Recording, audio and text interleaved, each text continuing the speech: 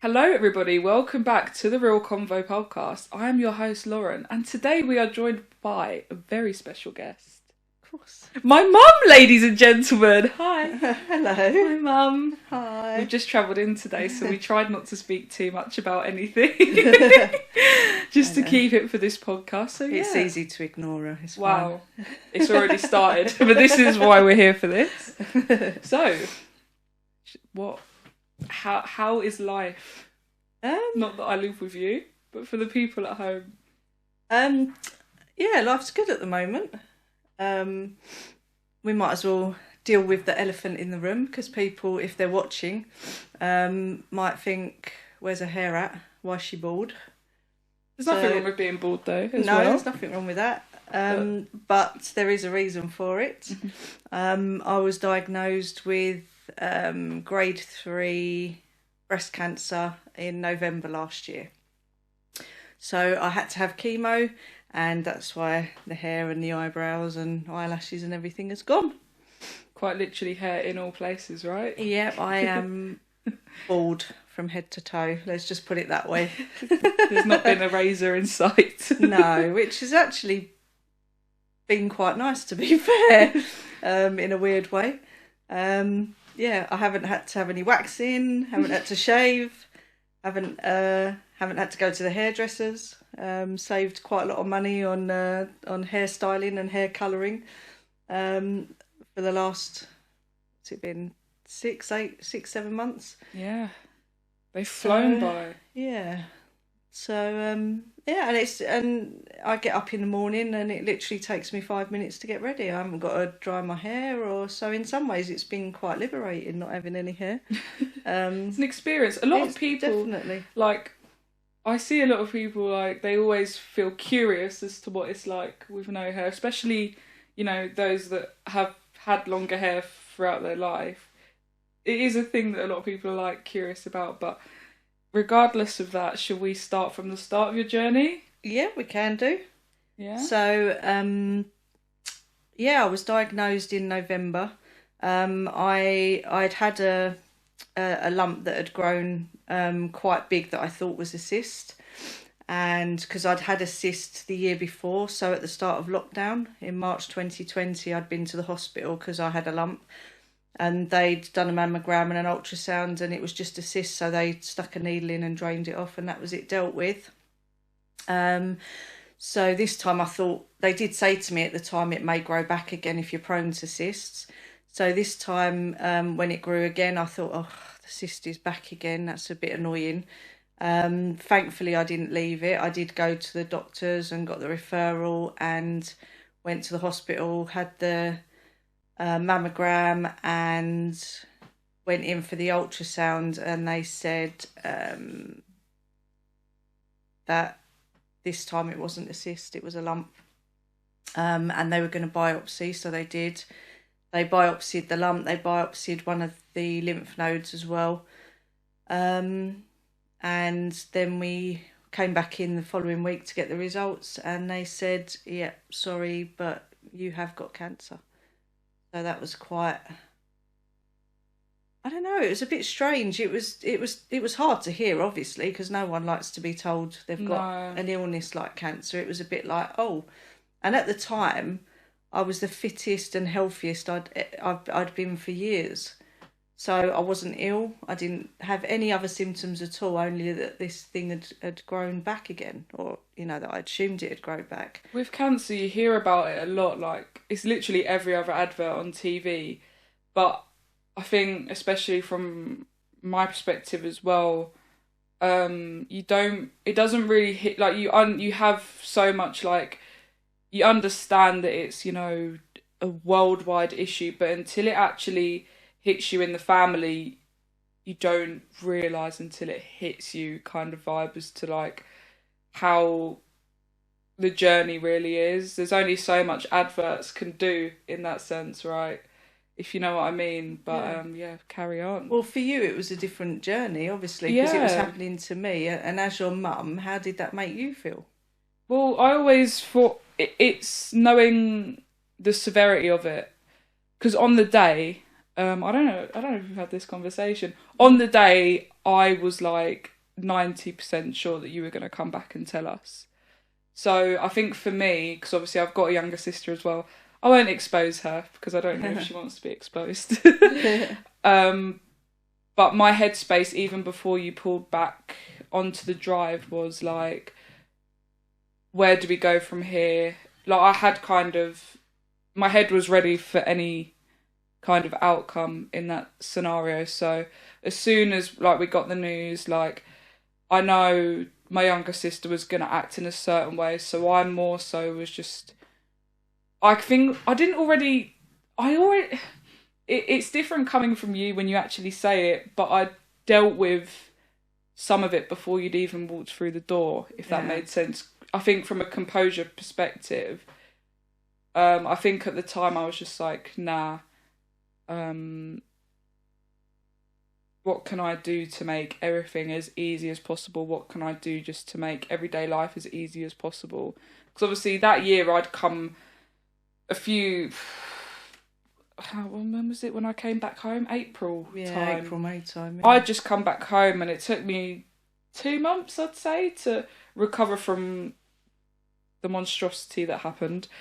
And I think from there I just had more, I understood like how important it is to have like good surroundings, because I spent a lot of time in my bedroom and you couldn't even see the carpet.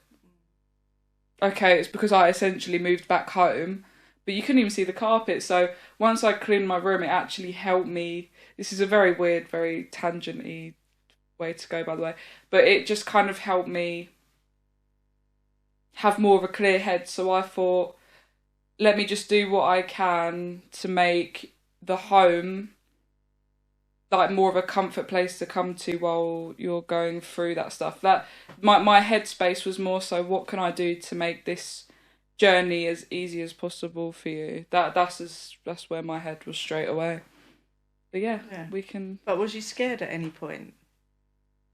I was scared when I didn't know the severity, and I didn't want to hear the terminal word. Yeah.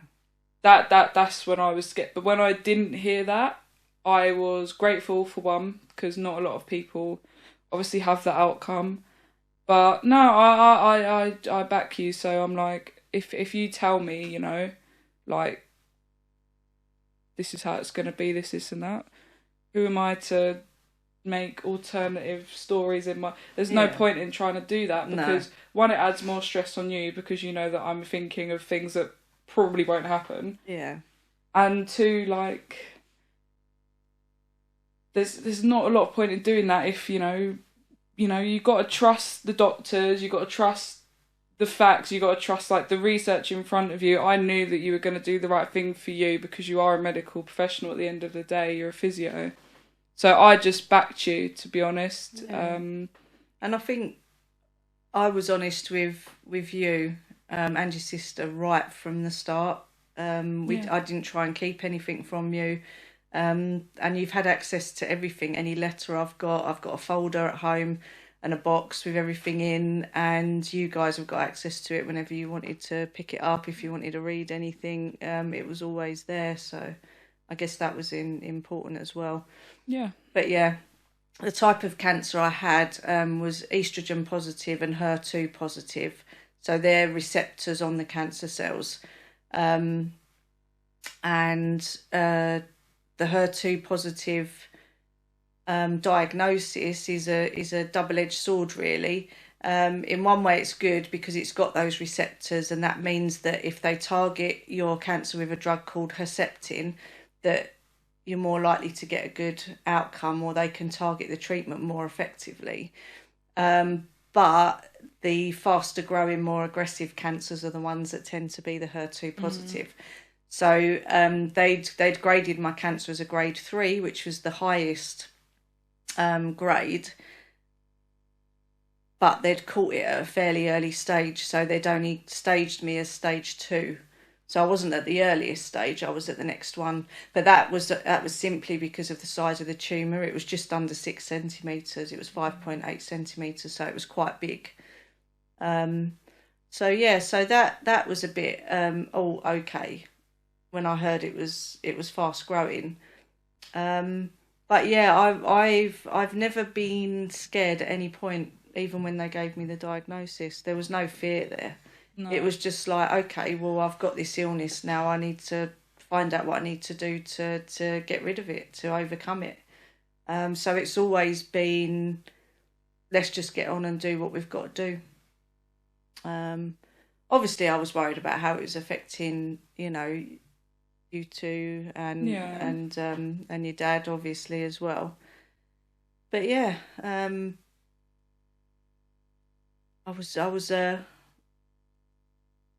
wouldn't say 100% sure, because there's always that slight little bit of doubt. Yeah, you can't be completely like... No, but I was almost 100% sure that I would kick it, that it would be fine, that there wouldn't be any issues. So your first treatment was December? No, it was the 28th of November was the first chemo. November. Yeah, and that was, well, before that, I had to have, because that's one of the weird things on this whole cancer journey, is I've had so many experiences that I would never have had ordinarily. Mm-hmm. Just some really weird random things. So the first one was when I had to have my full CT scan. So that was the same week as they diagnosed me, told me that it was cancer. So I got the scan very quickly, and they put a dye in, so you go in and out the machine without the dye, and then they run a dye into you, and it gives you the sensation that you've wet yourself, which everything just heats up down there. So it's hot, so it's not like cold. It's like it's hot. It's a hot mess. Yeah, exactly. Which is so really bizarre. They do warn you before you go on there, but you do actually think, I've just wet myself. But you haven't. Why is it in that area as well? Like, why does it? It's just the way that it affects you. It's really bizarre. Yeah, it's really random. But that's what it does. So that was very strange. I have to say. Not quite something you'd put on your bucket list, eh? No, not if you not if you didn't have to. And the other thing that was weird was when I went for the first 3 chemos, they'd have to give me an injection, a steroid injection. And I don't know why it always affects the genital area, but these things do for some reason. Yeah.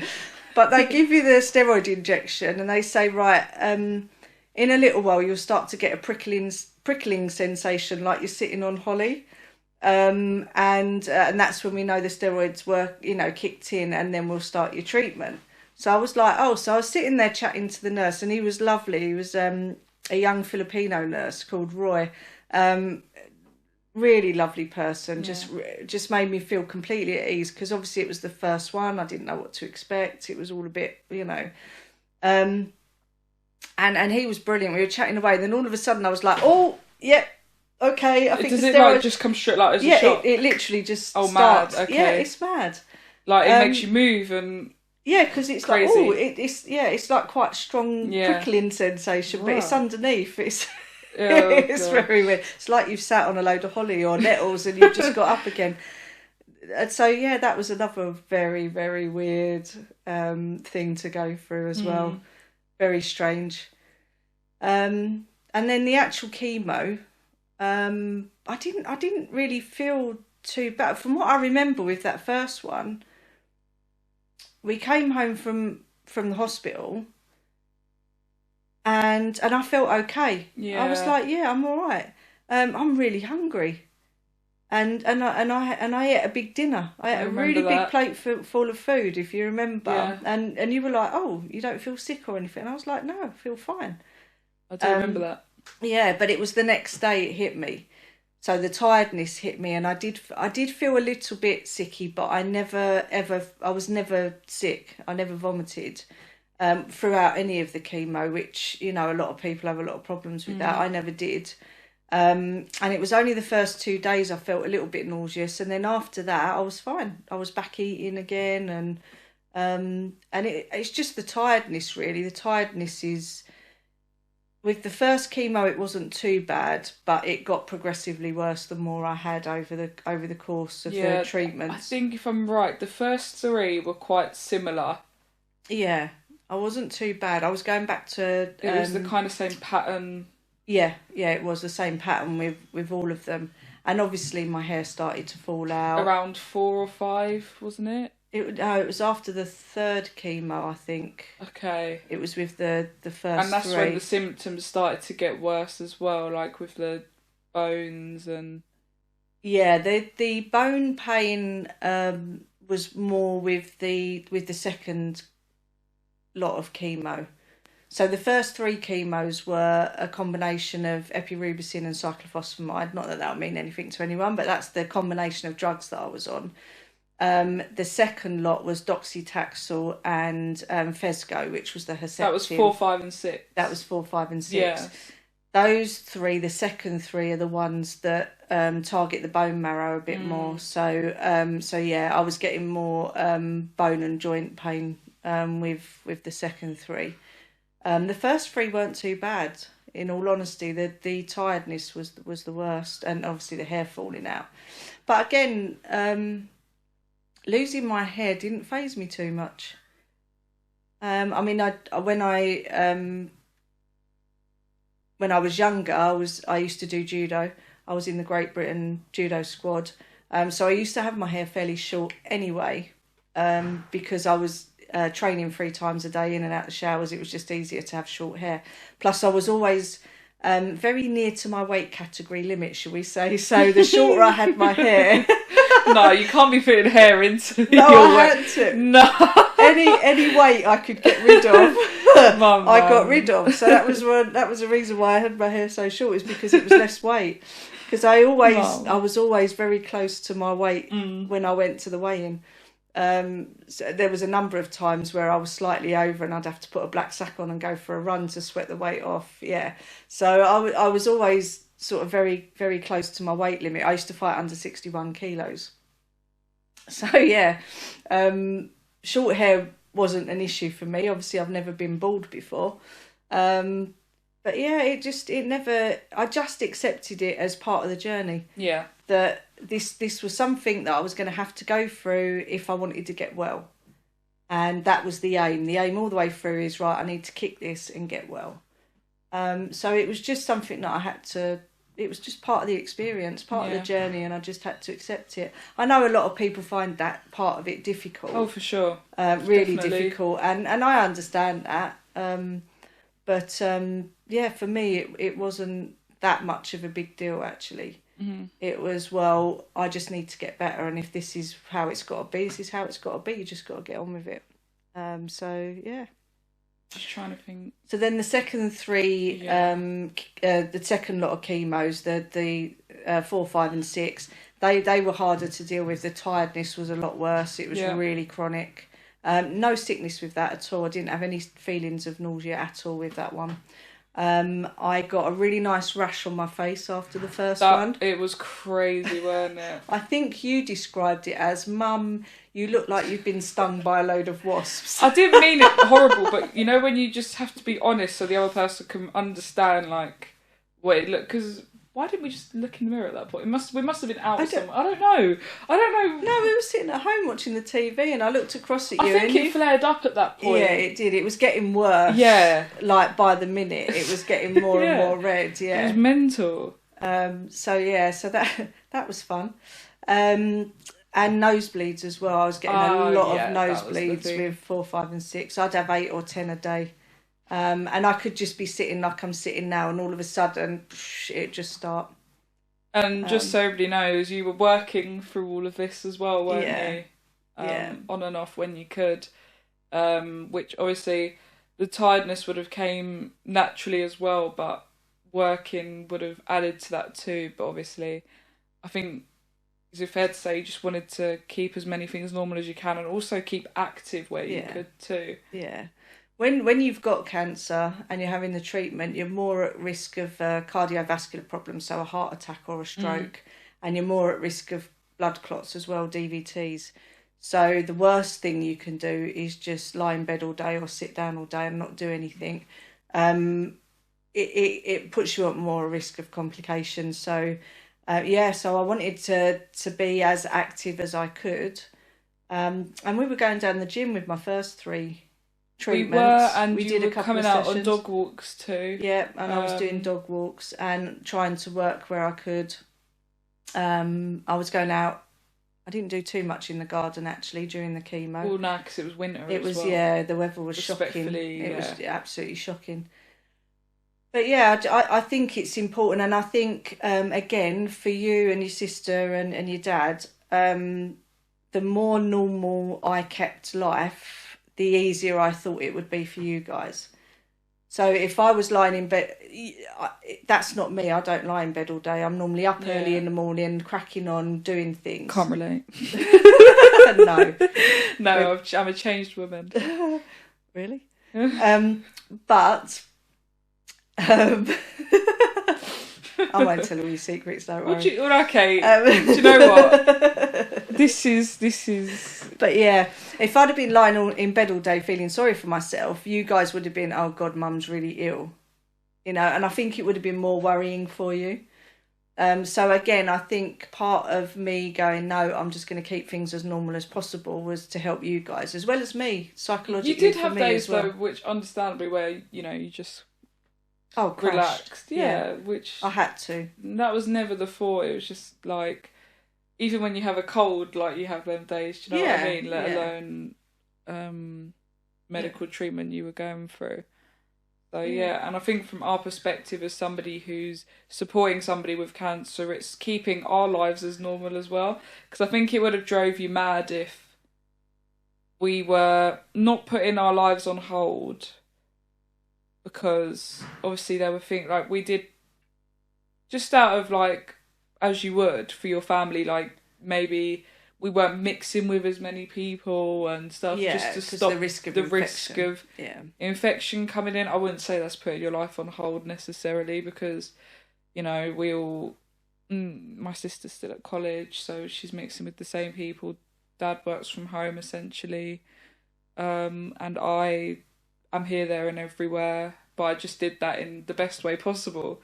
But yeah, I think as somebody who's supporting somebody going through cancer, it's obviously everybody's gonna have different needs, but for you it was more like not dancing around you, it was trying to keep things if you normal. lot had tried to mollycoddle me, I would have screamed at you. I literally would have screamed at you. And I think a few times you and your sister asked me, oh, I want you to go and do this, is that all right? And I'd go, look, just go and do what you've got to do, don't feel like you have to be here for me, you know, I'm okay. You know, and so I think all of that was important psychologically and emotionally as well for everybody. But yeah, I don't know whether there's anything else we needed to touch on with the jet. Like, was there anything during? It all happened really quickly. Really, it has happened really quickly. So then, I mean, obviously, I was doing lots of research, and I found a book by a lady called Jane McClelland, who was a physio as well, and she'd been stage 4 3 times, and had kicked it, and she had come up with this, and there's loads of research out there, by the way. You just have to get online and do it.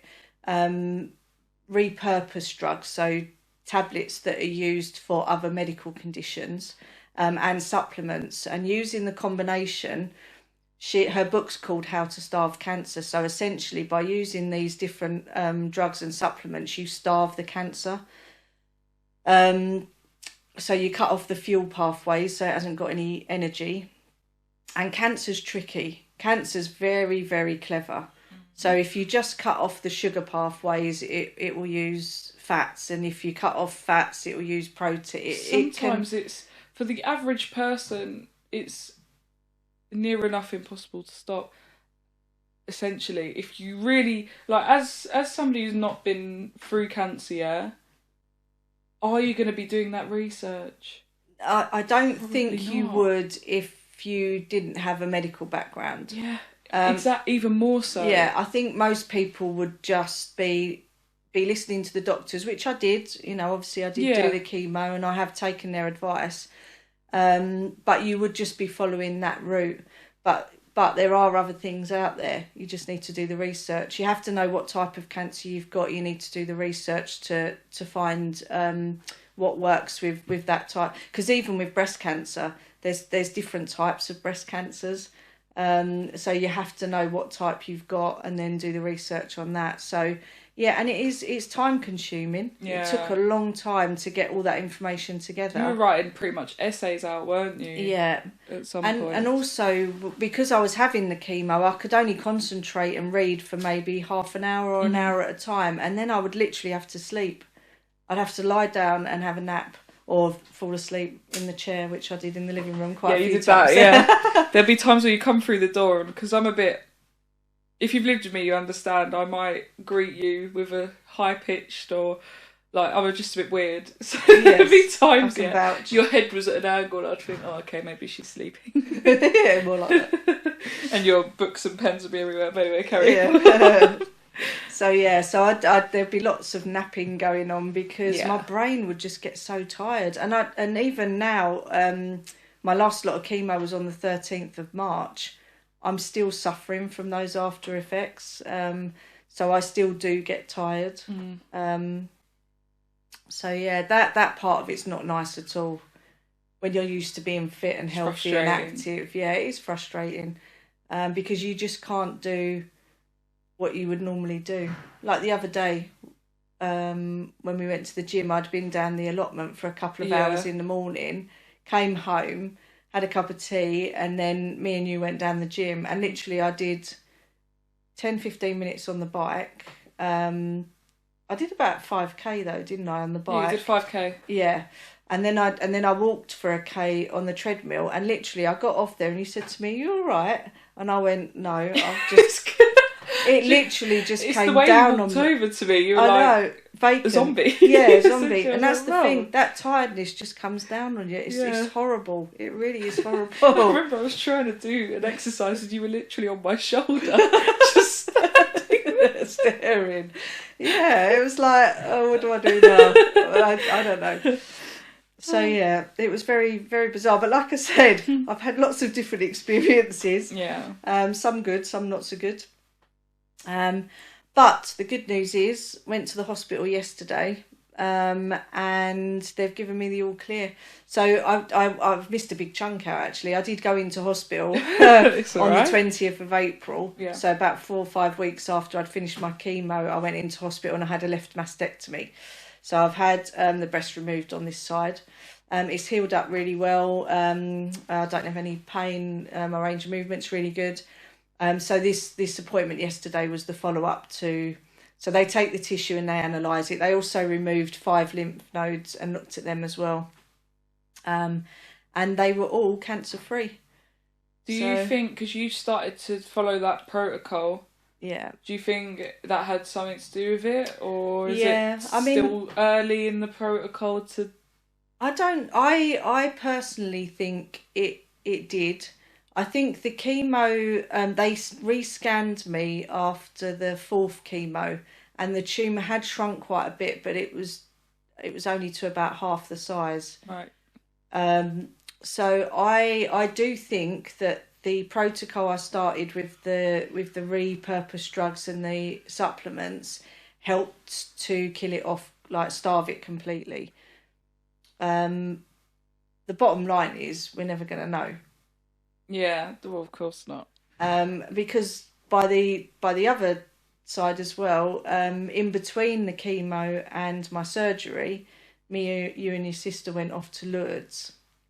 And for those that don't know, it's a place of pilgrimage in the south of France where Mary appeared to a young girl, and there's a shrine there now, and they have there's a spring there that the girl was called Bernadette. Mary told Bernadette to dig below where she'd appeared to her, and this spring water came up, and she told Bernadette to wash her hands and her face and to drink some. And Bernadette had been poorly her whole life anyway, with different illnesses, and I think she had cholera at the time. I think it was cholera. And so I hope that's a rhetorical question, because I respectfully have no idea. And she got better, and Mary told her to bring people there that were sick to get healing, and there have been miracle cures over the years. the last one I'd remembered was in 1978. But actually, when we were in Lourdes and we watched that film that day, I think you dozed off during it. I watched the film that day. No, because that makes me come across mad disrespectful. Yes. What actually happened, Mum? Basically, in our little room, there was 2 beds, 2 double beds, good sized beds, and you had the double bed, right? And me and my sister were on the sofa bed. I got booted. I think I counted 5 times during the night. I think with her bare feet on my calves. Well, okay, so you was probably tired, which is fine. I was probably tired. So the last thing I needed was at probably around 9 a.m. It was early. The last thing I needed was to be put in a dark room with a projector film on. Like, we've all been there. No, you know, when you're at school. The first day we wasn't out that early. We didn't have breakfast till 9 o'clock. It was mad early. It was probably about 10:30. That's not early. No, it's early when you've been sleep deprived. Half the day's gone because by your 10:30. crusty sister's feet have been... I thought you weren't going to expose your sister. I didn't expose her. I said sisters. Did I say her name? You said she had crusty feet. No, bruv. She doesn't have... Anyway. But you know when... Anyway, I won't go into it. But... Yeah, so she was tired and she dropped off. Essentially, my head was rolling during the film. But anyway, carry on. So... Yeah, so when we was watching this film, there was a lady that had been had a spinal cord injury and was paralysed in a wheelchair her whole life. And she, in 2016, she'd gone to Lourdes, she'd bathed in the waters because this was pre-pandemic, you can't bathe in them now. But she'd bathed in the waters, and when she came out and went to where the shrine was and was saying a rosary, a voice told her to stand up, and she did, and she just started walking and she was cured. And that's been verified by doctors, and so they do actually have miracle cures there. So and I'd been to Lourdes years ago as a child as well, and it had a big impact on me. So yeah, I'd wanted to go back to Lourdes when I heard about the diagnosis. So from the off, yeah, right from the first diagnosis. So the timing was good, really, that when we did go. Yeah. So when we was there, we did go into where the waters were, but we couldn't bathe. I couldn't bathe in them this time because of the because of COVID and the restrictions still. So we had to wash our hands, wash our face, and drink some as well. Yeah. But you and your sister, every time we went anywhere near the taps, were getting me to fill my water bottle up with the holy water and just drink it. So I must have drunk gallons of the stuff while I was over there. Yeah. So who knows? Maybe that had an input as well. But we don't know. I guess we'll never know. Never know. But I think, emotionally and psychologically, that was important to me. So that helped my positive. Your brain's very important. Yeah. In anything. My positivity. But also that water comes from a natural spring. So it must be full of good, nutrients and minerals and stuff as well. You could taste it when you were drinking it. It tasted good, to be fair. Exactly, and it was ice cold as well, so it was it was nice. It was lovely. So who knows? Maybe there was something in that. But personally, I think it was probably a combination of everything. It was but I do know with the repurposed drugs and the supplements that they're even benefiting people that are stage 4, so who are terminal. So I know they do have a very big effect as well. Mm-hmm. So, but. Do you know what? At this stage, I'm cancer free, so happy days.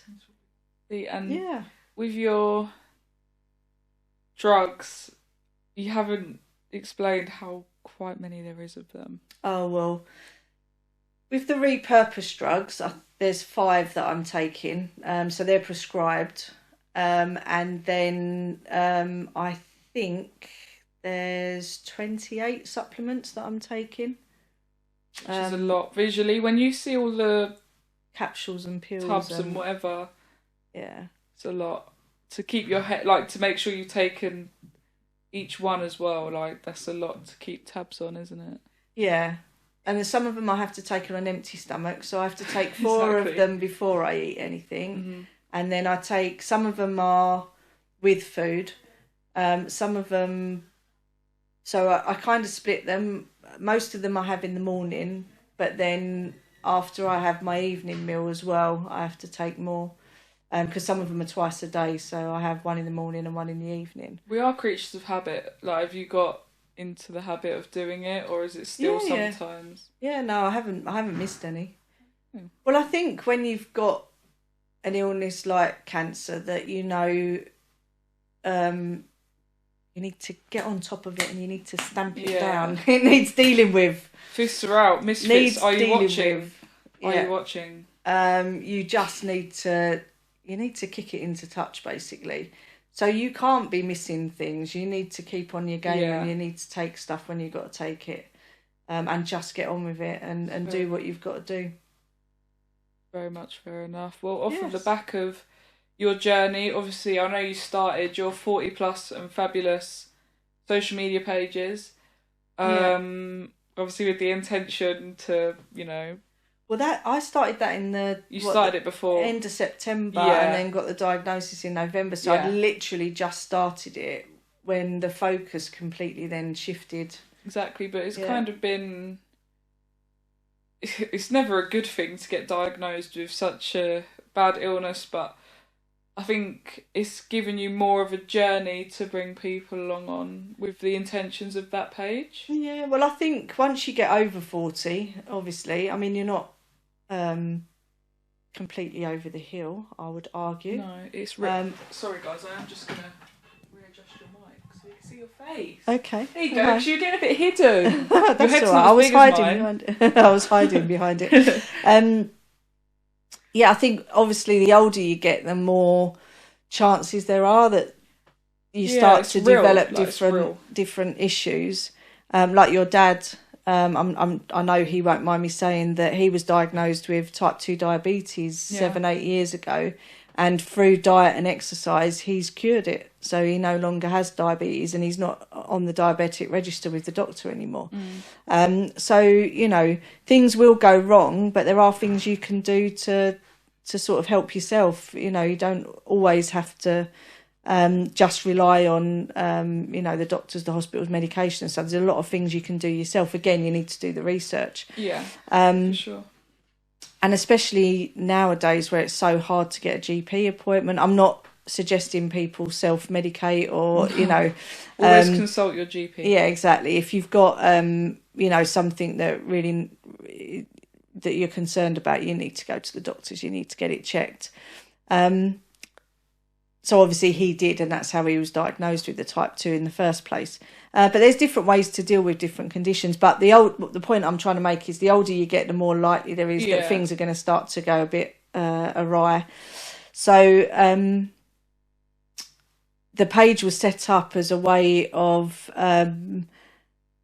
giving people information on how to keep themselves healthy, keep the aches and pains at bay that you get as you get older, about eating healthily, staying active. And also once the kids have flown the nest and they're no longer living at home, for a lot of people that their life becomes quite empty at that stage because they've been used to running around and looking after a family, and then all of a sudden that stops. Yeah. So, quite a lot of women in particular get quite depressed around that time because they feel they haven't got a purpose again. Yeah. So it's around giving people information and ideas on what they can do to fill their time, to fill that gap. So obviously my allotment is one way of doing that. And I think because of the cancer thing as well, growing your own food, where it's come from, there's no pesticides. Yeah, for sure. And it's definitely a healthier way to go. And it just tastes so much nicer. And also it helps with your headspace. So if you can get down out in the fresh air, digging in the mud and, planting and growing these things and having that satisfaction of seeing... it's rewarding, isn't it? Yeah, exactly. It's just really good for you psychologically and emotionally as well, just to go and do that. If you're lucky enough to be able to get an allotment, obviously a lot of people can't and they're on waiting lists. But I was lucky. So the have allotment... tried at home, haven't we? And I tried on a number of occasions to grow vegetables and herbs at home, and our dogs just treat it as their food buffet. So they will just dig up whatever I plant and munch on it. And I have a herb patch that had mint and parsley and chives. I love the herbs. And you would look out the kitchen window and all you would see is 2 dogs' bodies sticking out from the herb patch. And all of a sudden their heads would come up and they'd be munching like a couple of cows, and then their heads would go back down again. They ate my herbs. Yeah, our dogs are very weird. And by the way, like, I know there's going to be maybe a few people that are like, should dogs be having this? Our eldest dog, our German Shepherd, trust me, she's built different. Okay, Well, no, the herbs are good for them. Okay, if they have a feeling of an upset or a bad something wrong with their stomach, they will eat grass. But well, the herbs are better, especially the mint. Well, our German Shepherd's 12 this year, so she can't be doing much wrong to have survived that long. But what I'm saying, she's a good age. She's just a different. She likes her meat, but she will eat a bell pepper. She loves bell peppers.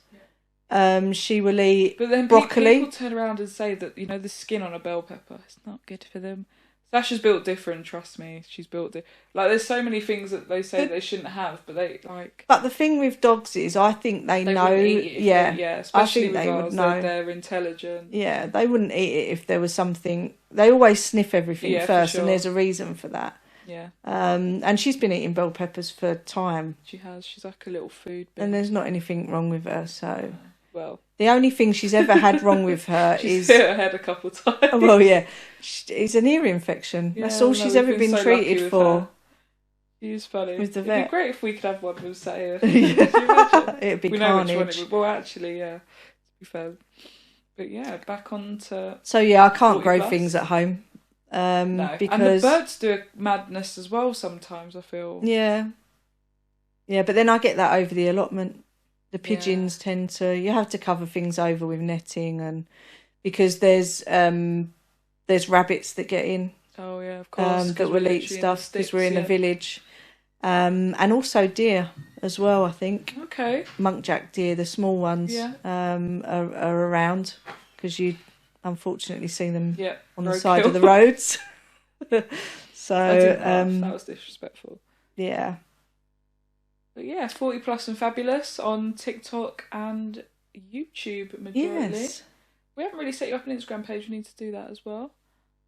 But you've got Katie B Knits too, another adventure. Yes, I've got Katie B Knits on Instagram, so I do knit as well. I've been knitting since I was 5 years old. She's been knitting. Definitely. Well, I went through a time...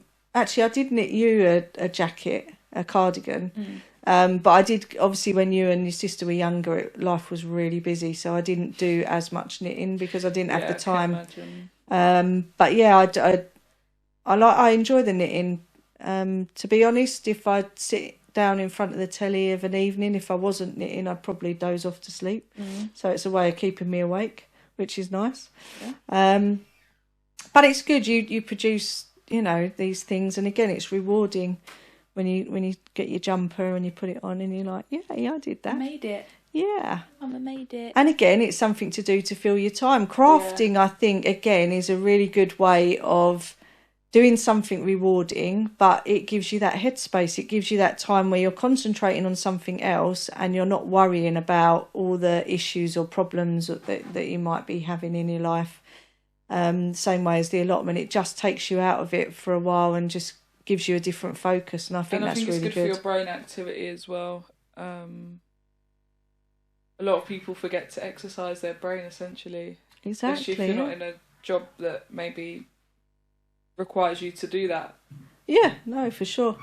And I think you're hinting at my age again. I'm actually hinting at myself, funnily enough. As we get older, our brains tend to go a bit, and none of us want to be getting senile or dementia or anything. So again, obviously the research shows that to try and keep your brain as active as possible is a good way of keeping those things at bay as well. You know what? Yeah, since I've left school, like, my brain actually does feel different. Yes. I can vouch for some. It feels different. Some of the comments that are made, and I can't. and maths, the spelling. I can't, your spelling's atrocious. Gone. How did you get an 8 in English? How? I studied. No, I didn't even. I was playing football literally full time. I don't understand. If I was to try and do any of my GCSEs right now, I guarantee you I'd probably only pass 25% of them. PE, I might even still strike planes and all of that. I don't know what all that stuff is now. It's all gone. Yeah. It's mental. Ever since I've left, we can say college, because you did have to use a lot of brain power for college. Yeah. Especially with the grades I got. Like, I had to put a lot of work in. My brain literally feels like I can't foggy, maybe. Like, nothing's going on. But that's the thing with school and exams, is you learn a lot of stuff that you then don't really need when you get into adult life. Literally. Unless you do a specific job that needs to use that specific bit of knowledge, the rest of it just goes. You may be able to recall bits it's in that some you file learn. That's in the back of but you know, that's a massive volume of stuff you have to learn for your GCSEs. It's essentially a memory test. Exactly, it is. It is just a memory test, and I do.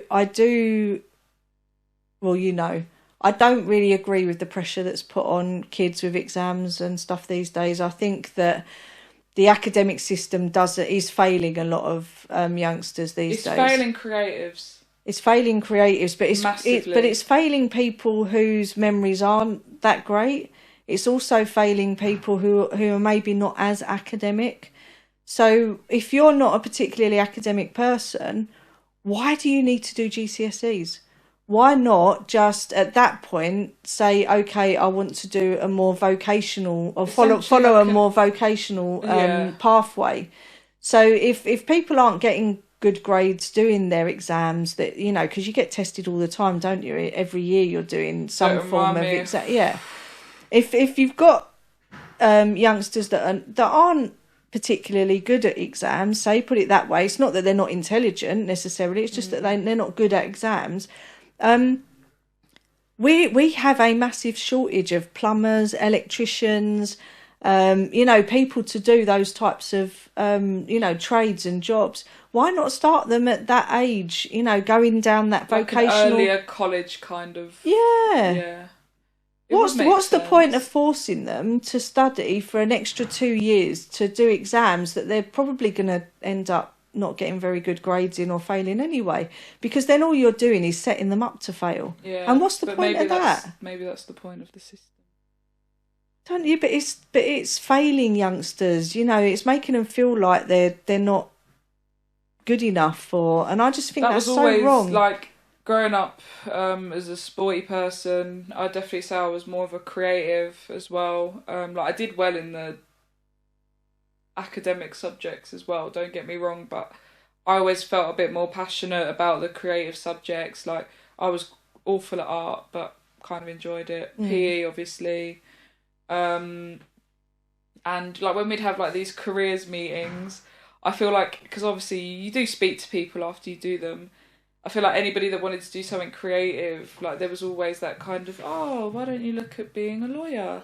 It's like, but there's more to it. And especially stepping out of school, like, if you were to tell me when I was 16 years old in year 11, where I am now, sitting on a podcast, it wouldn't have even come into my head. No, because they don't open your eyes to the whole number of different opportunities. But it feels like they don't want to. No, they don't want to. They're intimidated by people that want to go down. It's not even that, Lauren. It's the fact that they have to do well on the government tables, the league tables, and the stats. Exactly. Look good, so the more youngsters they get through GCSEs, A-levels, and then go to university, the better it looks on them.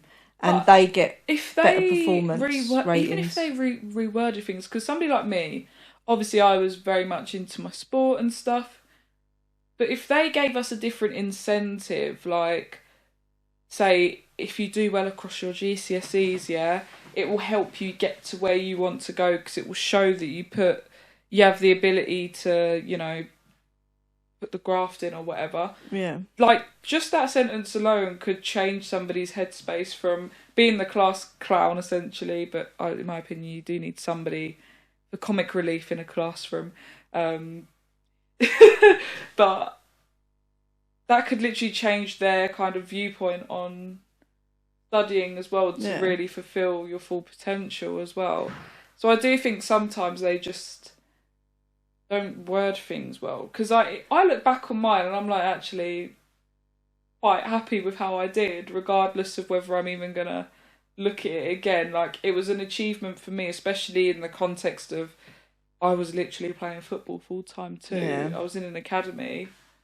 Like, I was actually quite proud of the fact that I did well in subjects that I wasn't even expecting to do well in as well. I knew I was never it, to be fair, you did. I don't know how. I really don't know how, but it happened. Yeah. No, you put the work in, as you say. I did where I could. Yeah. I did where I could. It's but I just feel that they try to channel everyone down the same channel, exactly, rather than looking at youngsters as individuals and saying, "Mum, let's talk about the baccalaureate thing." When was that? Into year 9. So that we kicked up a fuss. That was when beef. That was when you had to choose your options. Yeah. So because Lauren was quite academic, if you like, you were doing well in your exams. Yeah. They wanted her to do the baccalaureate. So she wanted. What even was that, by the way? Right. So you have to do certain subjects. So obviously, maths and English. So you know when they group your options, you're supposed to choose one from each. Yeah. And they try and set it up so that you choose your options for the baccalaureate, basically. Yeah. But they wanted you to do a language, and you didn't want to do a language. You wanted to do art. What's the point? Yeah. I think art was had in the same French group. and German. Do you know what I mean? Yeah. Spanish, I might have actually thought about maybe a bit longer, but they wanted me to do German. When we went to see your head of year at their meeting about the options, and I went up to him and I said that you didn't want to do a language, that you wanted to do art. He was like, oh, well, she's playing football. She may end up abroad. She could end up at a German club or a French club, so she should learn. And I said to him, have you ever been to those countries? They all speak English. And he just looked at me. So he wasn't very impressed. But I had a bit of a battle, but eventually they did. We weren't rude about it to begin with, by the way, but it's just because they were resisting so much. But what's the point in putting somebody into a subject that I knew for a fact, if I was doing German, I'm failing that. It's getting dashed. And that's the thing. I've got no interest. If you've got no, and I said that to him. I said if she's got no interest in the subject, she's not going to put the work in. She's not going to get very good grades in it anyway. What's the point? Exactly. Especially as an option, something that you're supposed to choose yourself. Yeah, exactly. The one choice you get, and you're still trying to. But even with that, there's not a lot of choice because they put them into groups, and you don't. You have to choose within that. You know. Yeah. What if you wanted to do 3 subjects that were all in the same group? You can't do it. There was a lot. But to be fair, once we did that, they did then allow other people to kind of follow in my footsteps, which I think was a good thing. Oh, when your sister went for her options, they didn't even bother questioning it. I think they were like, "Oh no." So maybe I actually made a change for good in that school. I don't even know. I know there was a lot of people in my year that then got the ability to change. We had the battle again when you. So they wanted you to stay on and do A levels, and you were like, "No, it's not happening." That was at my college. Yeah. So you said, "I'm not doing A levels. I'm going." We need to give more context. We turned up to the signing on day. Oh yeah, no, but this was before. No, it wasn't. No, it was on the day. To Manningtree, you said to them, I don't want to do A levels. I'm not going to sixth form. I'm going to go to college to do a BTEC, and I'm going to do my football at the same time. Yeah. So that's what we did. We then applied to Barking Abbey, and you had to wait until you got your results. So on the day that I got my results, we went up. I believe I had training that day as well because I remember being in my academy track. So that's hilarious. Yeah, I wasn't flexing. She was flexing. I really wasn't. She really was. Okay. And we went to Barking Abbey, and I remember showing them. You had to show them your results, and then you had to tick what you wanted to take. Well, you'd applied for the BTEC extended, But you had level to, 3 like, extended put it down diploma on in a form sport. that they gave you. Yeah. Because they had I remember they had all the A-level options, and then I think they did have business and BTEC sport, which is equivalent to 3 A-levels, by the way. And that is what most people who do the football alongside the studying do as well. So it's kind of good to be in your teammates' class as well in that sense. Yeah. Not that that would have changed my decision in any way, but I always knew that that's what I wanted to do.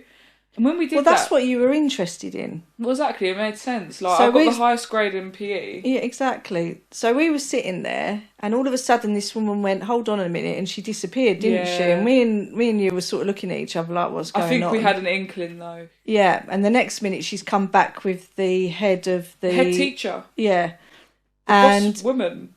And the guy from They had everybody. Was he the head of PE or the football? The head of football. Yeah, he on the came. Boys' side. Yeah, and they came back and they said to Lauren, "Your grades are too good for you to do the level 3 BTEC." So she said, "Oh." So they said, "We really think you should." She said, "Oh." We really think you should consider doing A levels. And you said, "But I don't want to do A levels." That's exactly what I said. So they said, "Well, yeah, but your grades are very good." Hypothetically, if you were going to do A levels, what subjects would you do? Exactly. So you said, "Yeah, there's only one I'd do, and that's PE." And no, but do take history A level. Well, no, but Lauren, if you were going to do other subjects, what would you do? I wouldn't do any other subjects. I'd just do PE. I'm definitely not doing maths. Do you know? But seriously, I know. And in the end, I jumped in and I said to them, "Look, there's no point trying to force her to choose 2 subjects that she's not going to want to do because, again, what is the point? She's not going to put any effort into, or, she's not going to do very well if she hasn't got any interest." And put it into context as well. Like, I was playing football for that college team and we were literally the best team at that point. So there was a little bit of pressure to make sure we were winning games. I was also in an academy team as well, so I was training for 2 different teams. It was Tottenham. So, I'd never see it as pressure, but I think you get what I mean in the sense of my performance had to be good. So last thing I need is stressing about. The thing that I don't like about A-levels is it all comes down to an exam, regardless of the work you've put in before. And the thing that I liked about the BTEC stuff is, okay, there's 2 exams that I didn't have to do because of COVID, which was unbelievable. But a lot of it is coursework. And I know that I would put, with the coursework, the amount of work you put in mirrors the grade you get given, which made more sense to me because I'm like, I can't be bothered revising for hours on end to then get an exam that literally stitches you up and doesn't reflect the amount of work you put in. That's not what I wanted. And also, it was easier for you to work the coursework around all of your training and stuff. So you knew when the deadline was to get your stuff submitted and you could just work it easier. It worked better for you. Well. Yeah, it worked better for you. And again, the school and the college just weren't even looking at that. They were thinking of their league tables. Oh, this is a bright girl, let's get her. It's not about you and what you want to do in your future. So do you remember that head of football said, I turned around and he said, "Oh, well, what if she wants to go to university?" And I said, "But isn't the level 3 BTEC the equivalent to 3 A levels?" Exactly. And he said, well, yeah. So I said, "So she could go to university with the level 3 BTEC?" "Well, yeah, but she might not be able to go to Oxford or Cambridge." Oh, please. And I look like I'm going to go to Oxford. So he side eye. So she said, "Well, I wouldn't want to go to Oxford or Cambridge." So they were like, "Oh, why would you not want to go to Oxford or Cambridge?" I'm not trying to have etiquette lessons. No, so she said, "Because they've got rubbish football teams." Oh. Do you remember that? And they just looked at you. But it's true though, why am I trying to go to a team that's losing every week? For real though. I know. Do you know what I mean? But it was just funny the way you came out with it. And they just looked at you and they were like, "Okay, let her do the level 3 BTEC." We weren't rude about it again, but it was just like, stop trying. The more you try and force somebody to do something, and I always knew that I didn't want to go to uni as well, so that conversation was pointless. But the grades you got with your level 3 BTEC were the equivalent of 3 A stars at A level. So, duh. What why do they not rate the BTEC as high as A levels? It's just so snobby. It really is snobby. It really is. It's the same. I think, especially with like the business one, as well, like that can lead you down so many different. It opens your horizons to so many different things, doesn't it? Like, and that's the same with the sport. Like, if you know you want to do something in sport, the BTEC really opens your eyes up to so many different things that you can do in sport, in what you're interested in. And it also starts you down the pathway of what you really want to do earlier, and you're not wasting time. Exactly, instead of studying Henry VIII. Yeah. So it just, I don't know. I just think the system's not. It's a little bit corrupt, isn't it? Bless it. And then Sunak coming out with his idea of people studying maths till they're 18. Okay, yeah. Dude, do you know come what? on. Let's not even give that guy the airtime. Let's just go straight into football. I said, pause.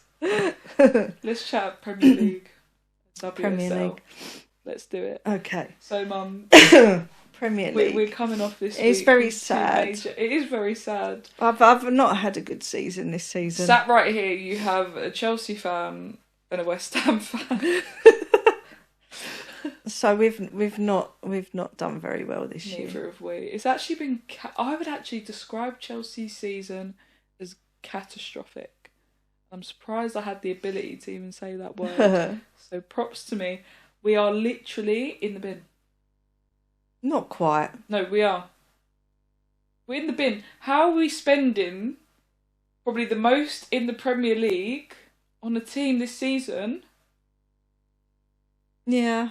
To end in the bottom half of the table. Well, that's better than being relegated, which is we're only one game away from being relegated Last at this season, point in we time. were in 2 cup finals, and we've not even managed to even remotely get close to anything this year. Compete for anything. I think the best thing we did was get to the quarterfinals of the Champions League. Okay.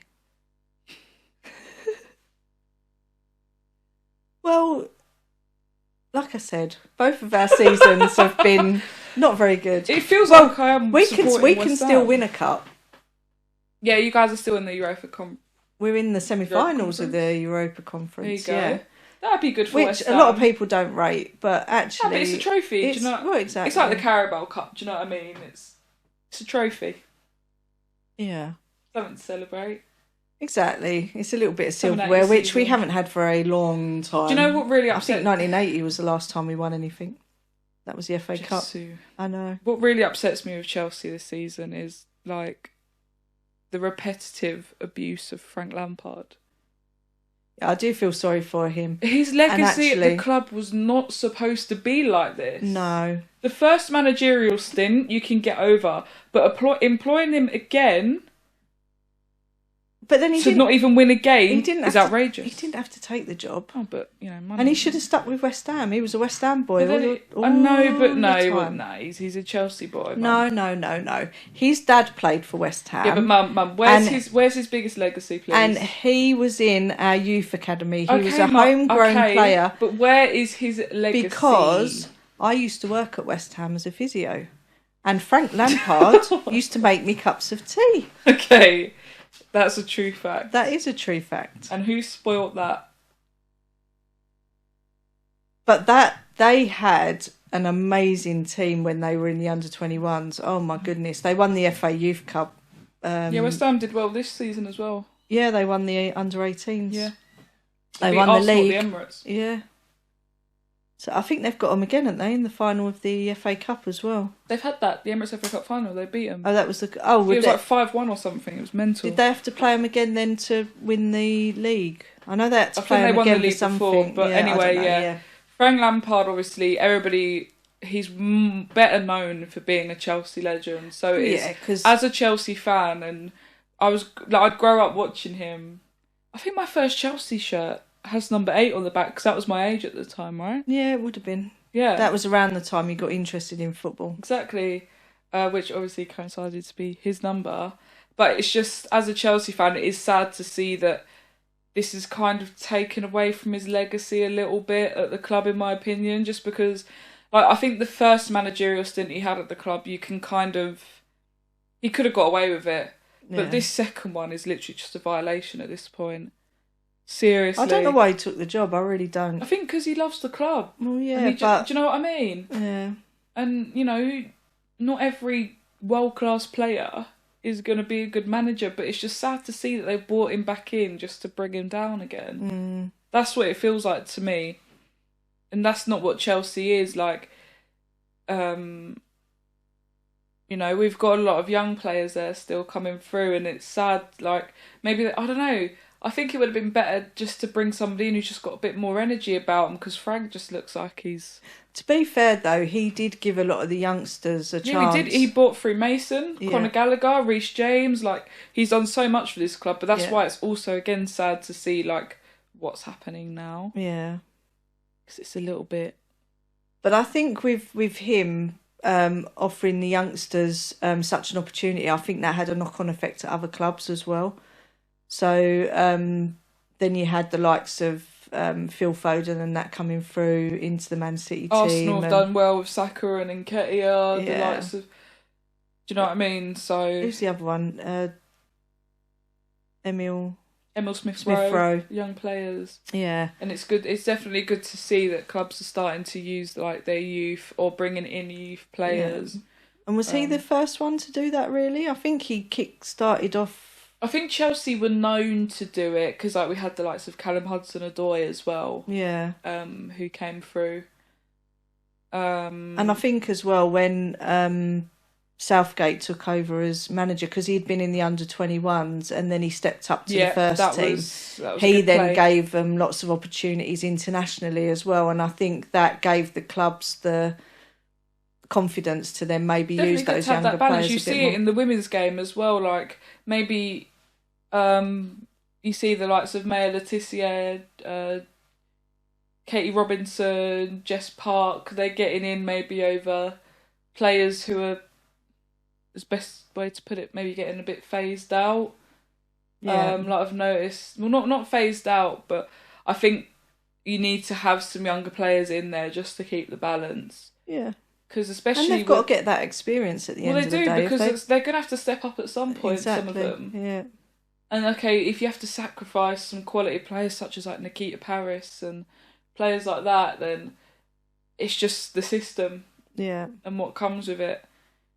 But yeah, it's good to start seeing it, I guess, across both the men and women's games. Oh, don't headbutt the mic, Mum. That was my hand. It was a hand butt. Yeah. No, I think it's a good thing to have. You've got to give. If you don't give them the experience, they're never going to develop as a rounded player. Exactly. And when they do get the chance, he'll be rabbit in the headlights. Exactly. That's it. So, yeah. It's good. For sure, but we can stay on. Obviously, in a couple months' time, the Women's World Cup starts. Yes. In Australia. So that'll be interesting. I was quite confident that England were going to put in a good show, but they've had quite a few injuries and players yeah. And I don't know how that's going to affect them overall. I think it's obviously they had their first loss against Australia. Yeah. After winning the finalissima. Which I think, either way, like if they would have won that game, it's great with like England Lionesses still unbeaten, going into the World Cup unbeaten. But I think the loss, and I think Leah Williamson said this, like they needed it.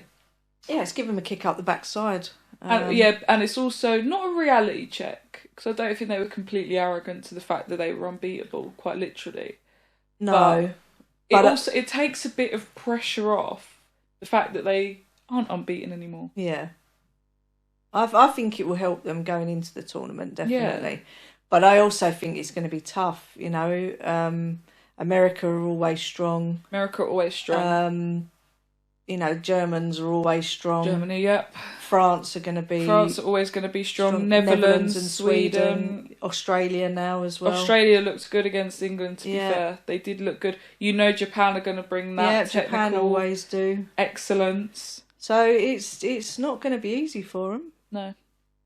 At this point in time, if you said to me, "Who do you think's going to win it?" I couldn't call it. No, I actually can't either. No. You know? I actually can't. I think we'd have to watch the first few matches and see who seems Get the to vibes. be. Yeah. Because you've got teams like Portugal, and I'm Yeah. like, I've never Spain. watched Portugal women play.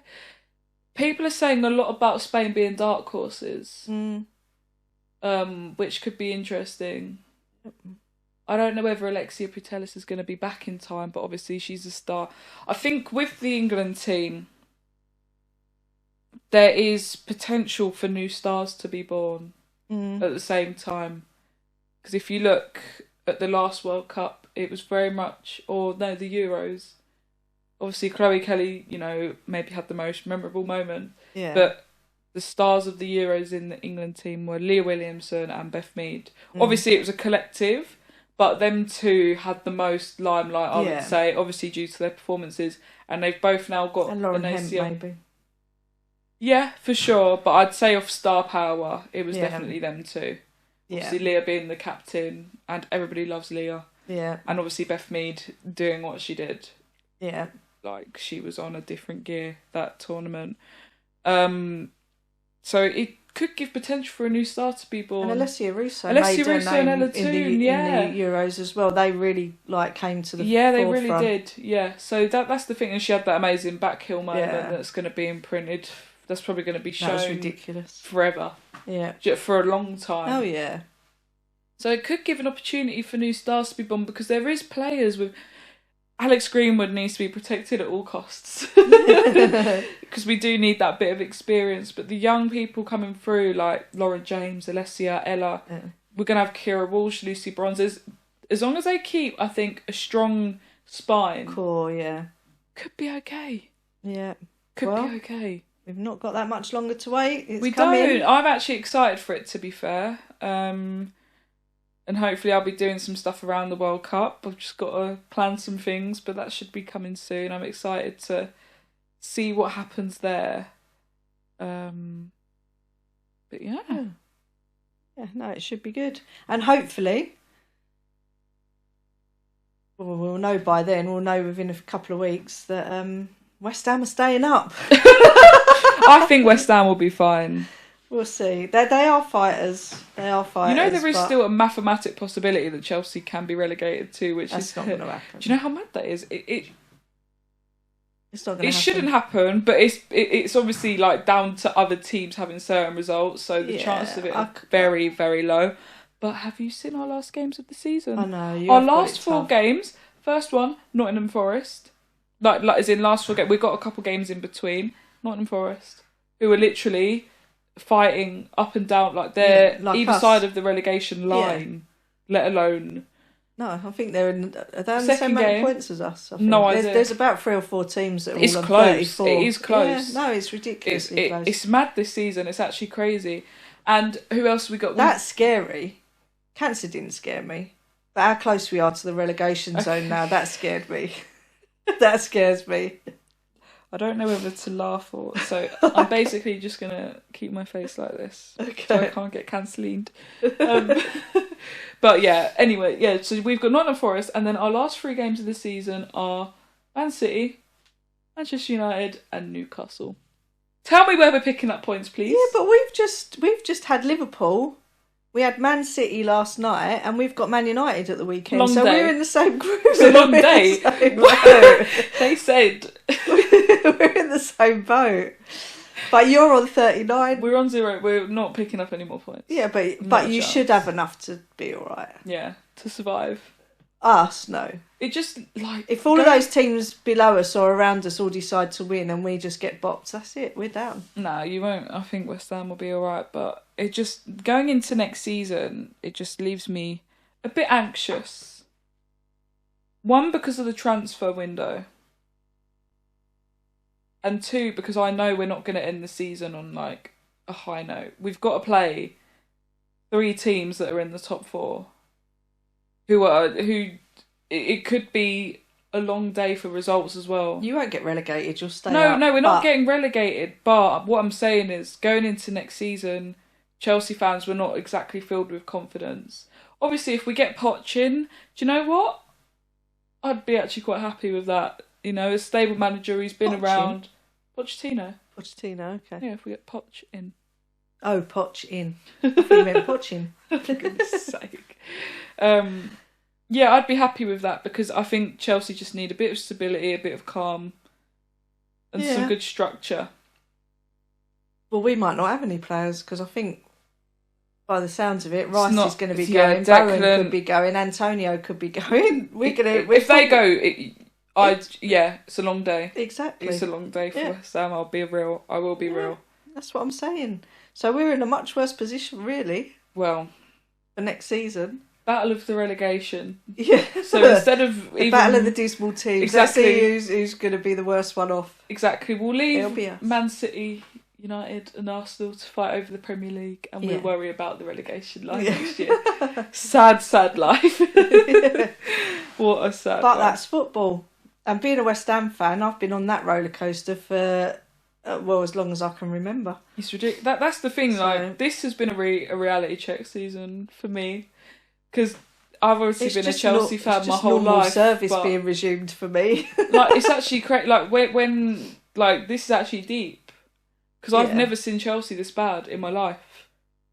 So it's deep. Will test whether you're a fair weather fan. Oh, of course, no. I'll back the boys, man. No, I'm Chelsea through and through, but it is a little bit deep. Like, you're like, wow. Because I never thought it would happen. Yeah, well, it just goes to show it can happen to anyone, I suppose. It's crazy. Anyone at all. And we've not even been playing that bad. That's what confuses me. Like, Enzo has been... You need a striker that can put the ball in the back of the net. If we had a goal scorer, out-and-out goal scorer, I think we need... I don't think Chelsea necessarily would thrive with having an out-and-out number 9, like a Lukaku or whatnot. I think we need more of like a false 9 player who will drop in and link the play. Like, you need a Haaland.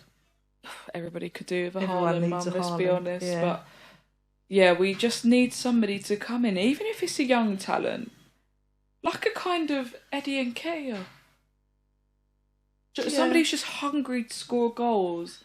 Because we've got the players to give him we've got Reece James's crossing ability, Kante. Like, we've got Enzo Fernandez, unbelievable player. Yeah, no, to be fair, you guys have been playing... you've been playing all right. It was so frustrating. Like, when we were playing Real Madrid the other day, we were so close, but we just don't have that set-in. Yeah. You need someone who can put the ball in the back of the net. Literally. That's what's missing, it's the goals. Yeah. I mean, a couple of good defenders would do as well. Oh, yeah. In the bank. You might end up with Zuma back. Do you know what? Zuma would 100% do. Yeah. Rudiger, we miss him. Yeah. Chelsea fans will agree with me. That was, Rudiger has left a hole in our back line in many different ways. Okay, he might have got himself in trouble a few times, but that's the kind of bite you need. Chelsea at the moment feels a bit too nice. Like, Thiago Silva has come in and done a job at his age as well. Like, the composure, quality, honestly, he's a quality player and he is world class. But Rudiger just had that Premier League grit in him that we miss for sure. But anyway, I think we've done football to death. We have, as we should. Yes, well, yeah. Well, no, actually, let's with the WSL. Chelsea women, on the other hand. Smashing it. Yeah. Came back in the last minute to beat Liverpool yesterday. So I think obviously the league is going to be a toss-up between them and Man United. I think the league's got more interesting now that some of the other, like, you've got more teams at the top. Yeah. So now Man United are in the mix. And I think, before it was, you knew who was going to be Chelsea, in the final. Arsenal, City. Yeah. You knew who was going to make the finals of the FA Cup. You knew, or the Continental Cup or whatever, and you knew who was going to be at the top of the league, pretty much. Fighting it out. But I think the teams are other teams are stepping up now, and Aston Villa, I think, has been probably the best success story of that. What Carla's building there, I think next season they're really gonna cause some upsets. Yeah, and I think, especially over the last couple of years since the Euros and everything else, I think then these clubs are now seeing that actually the women can sell a lot of tickets as well.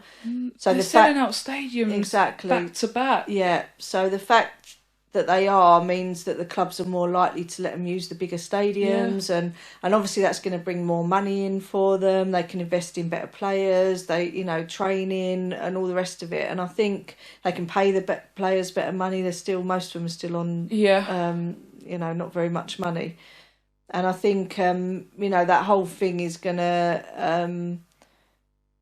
and you've got a lot more international players coming over that want to play in the WSL because it's the most competitive league in the world. Definitely the best league. So I think putting all of that into the mix, the standards are just going to go up and up. And obviously in those top clubs, there's only a certain amount of players in each squad. So they are going to then start filtering into the other teams. Yep, down below. So I think it will get more closer. There'll be more teams that are getting into the mix and doing better. Definitely in WSL 1 in particular, and actually in quite a few women's leagues, you've got the top clubs, you've got maybe 2 or 3 teams that could do a little bit of damage in the middle, and then you have like the bottom half of the table that go up and down between them. Essentially. Yeah. So it's good to see that gap closing a bit here and there. And obviously now with Tier 3, the winners of both the Northern and Southern National League will both be getting promoted from next season. Yeah, which means 2 teams from the Championship are going to be coming down. But the beauty of that is obviously the teams going up from the National League will have to turn pro in somewhat. So that means obviously more teams will be turning pro whether you're getting relegated or not. More teams in the National League will then be turning pro if they're trying to be competing to get into the Championship, and obviously equally there'll have to be a lot more funding for that to happen. Definitely, especially with some of these other clubs. The men's side has got to step up and back the women's side. Yeah. On the same token, if their women are winning leagues, you have to. Yeah. That there's clubs in National League like Wolves, Watford, who are using the first team facilities already. Yeah. So, but then we know that there's been clubs where they've pulled the funding and those teams have had to come out of either the WSL or the Championship and drop down into those lower leagues because they've lost the backing of the club. They have, but Is disgraceful. I think that it is disgraceful, but I think it's less likely to happen with, I don't want to say the names, but like a Wolves and a Watford, they have men's teams who are solid. Yeah. Like even MK Dons women, they've been playing their games at the stadium for a long time. Exactly. So there is that support, and obviously there's always that kind of discussion of but why don't the money get put in now? But they're gonna have to. Obviously, the results will talk. There is a business. If you look at it like a business, then the women have had to prove that they can put bums on seats and get the revenue in. And I think that's happened quite quickly over the last couple of years. Definitely since the Euros. With what's been happening. And I think now that the clubs know that actually there is quite a big following to women's football and that the women can sell out stadiums or sell a lot of You've tickets. Got Newcastle in Tier 4 doing up St James's Park. That's what I mean. So if you've got Arsenal playing at Boreham Wood and only selling, I don't know what the capacity is, 4 or 5,000 tickets every game, then there's a ceiling as to how much money they're going to have. Yeah. Whereas if they're allowed to play at the Emirates and they're selling 40, 50, 60,000 tickets a game, then obviously their income's that much greater. Definitely. So it's going to have a knock-on effect in that respect. Sure. But they've got to let the women play in the bigger stadiums. They've got to allow them to get that revenue in. Yeah. And I think the clubs are getting that confidence in them being able to do that now. Yeah, definitely. Because if you're not allowing them to do that, then you're capping their potential. Yeah. At the end of the day. And I also think, and this may be very controversial or not, I think a lot of people are actually switching off from the men's game now because I believe, and this is just my opinion, that the amount of money in the men's game is killing it off. I just think there's too much pressure from a financial point of view by the clubs on the players, and I just think that it's ruining the game. I think there's too. I don't know that. sometimes it's too defensive because they're scared to lose. There's all these other things that are coming into it. So you're more so diving the theatre of football is being lost a little bit I in think translation, so, in the men's game, the World Cup gives you a completely different. Like the World Cup is theatre. Yeah, no, like the amount of moments where you got up out of your sofa in the World Cup. Yeah. Compared to when you do that in the Premier League. Yeah, it's the Premier League. I hear it. It's the Premier League, but you've still got that in the women's game. You've still got that, that there is, because the game is getting more physical. Do you know what I mean? The women put everything on the line. Yeah, and also with the women's game, you can bring your family too. There's not any dodginess going on. Yeah, everybody's safe. You don't hear much racism in the crowd. You don't hear any really discrimination. Yeah. Women's football's a very much welcoming sport. Yeah, I would say a welcoming community. More so than the men's. It's more exciting to watch. Maybe that's because I would say for me that both are equally as exciting, especially if you're watching your own team. I'd say you're invested equally in both. Yeah, maybe. But it very much depends on the occasion and the game. Like even the Champions League gives you a bit more theatre, I think, nowadays. Yeah. Yeah. I just think that there's a lot of stuff going on in the men's game that is kind of ruining it. Yeah, like the Super League stuff. I think it might have been since the Super League. The Super League stuff. I think that there's an elite group, and unfortunately clubs like West Ham are never going to be up in that elite group, and I think there's issues there with to be fair, maybe that opinion would change from supporters to supporter. If you're a Man City fan right now, you don't have that opinion. I've spoken to patients of mine that support other clubs. Some of them are Chelsea fans, and they've been season ticket holders, and they're now saying, I don't even know if I want to renew my season ticket. No, but to be fair, off the back of this season, that's... No, but it's not just this season, it's just that's been going on for a few years. And it is... And even they've said at Chelsea, you used to have on the terraces, they were hardcore fans. Now a lot of it seems to be quite corporate. Yeah. There's a lot of, because it's so expensive to go as well. Yeah. And they've said that you haven't got lots of those hardcore fans anymore, that a lot of the seats and season tickets are going to, people that just want to sit there with their legs crossed, literally like this. Yeah. Who aren't invested in the game. Exactly. Yeah. And there's a lot of that coming into football as well. It's more about the money. That's what I love about the World Cup though. Yeah. It's just fans who are wanting to see their country play. It's just the World Cup just brings that. But although the players do get paid, although the England team donate their money, international money to charity, the money doesn't come into it as much. It's not about the money, it's about the trophy, and so the focus is different. And that's when I was younger watching football, it wasn't about the money. The players never really used to earn that much money. The passion gets lost. It was about the in passion. The Premier League, it was about it was about the fans.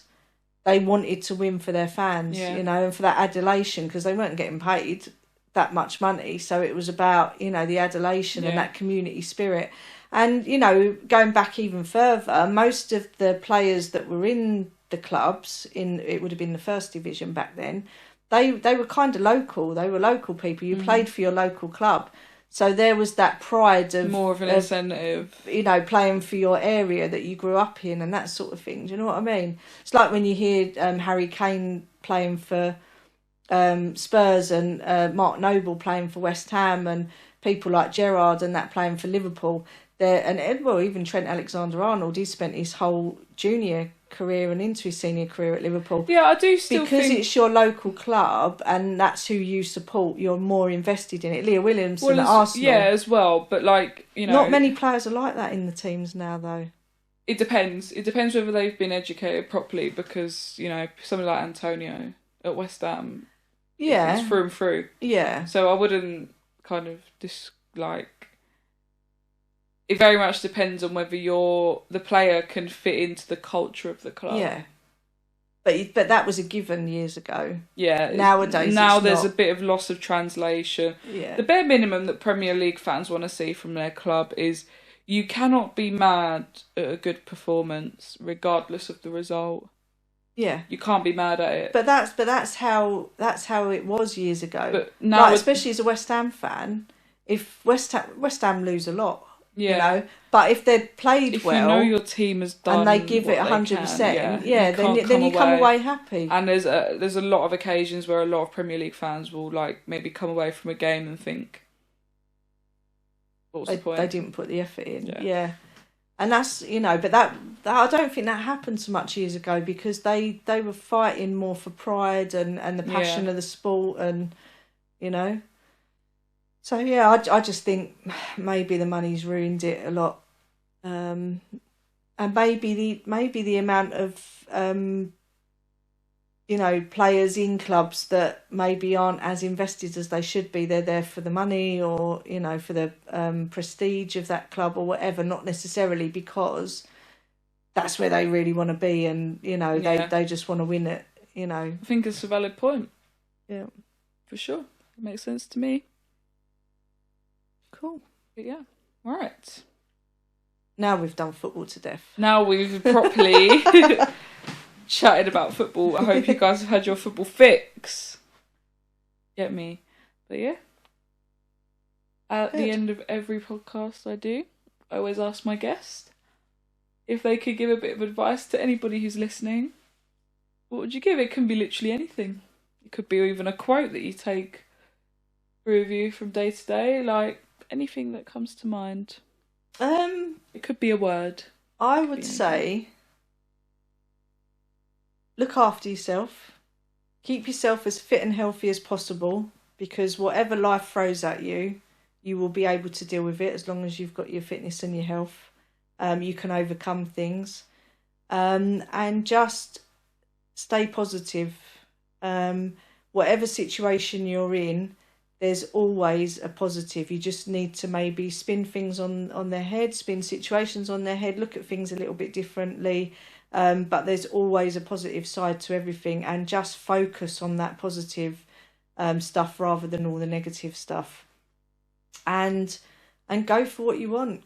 Go for your dreams. Go for what you want to achieve. Again, you don't have to follow the usual route to do things. You can go down alternative routes and different paths and still end up where you want to be, achieving what you want to achieve.